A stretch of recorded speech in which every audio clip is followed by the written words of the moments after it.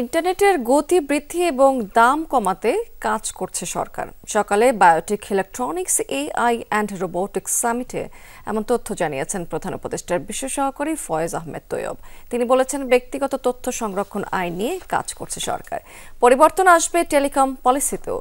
বিশেষ সহকারী বলেছেন, জাতীয় AI policy, data governance act নিয়েও কাজ চলছে। যুগোপযোগী করা হচ্ছে টেলিকমিউনিকেশনস এবং আইসিটি আইনও। পেমেন্ট ইকোসিস্টেম নিয়েও কাজ করবে সরকার। ফয়েজ আহমেদ তৈয়ব এ সময় আরও জানিয়েছেন, ন্যাশনাল এপিআই হাব তৈরি করা হবে। ক্লাউড সক্ষমতা বৃদ্ধিতেও কাজ চলছে। সরকারি অফিসে অনলাইনে আবেদন করে ডাউনলোড কপি নিয়ে যেতে হয়।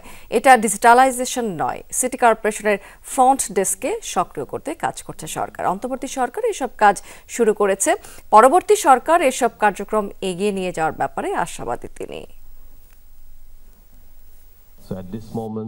ব্যক্তিগত তথ্য সংরক্ষণ আইন নিয়ে কাজ করছে সরকার। কম্পিউটার কাউন্সিল সহ আইসিটি বিভাগের অন্তর্ভুক্ত সব প্রতিষ্ঠানে সংস্কার কাজ চলছে। টেলিকম পলিসিতেও পরিবর্তন আসবে। ইন্টারনেটের গতি বৃদ্ধি ও দাম কমাতে কাজ করছে সরকার।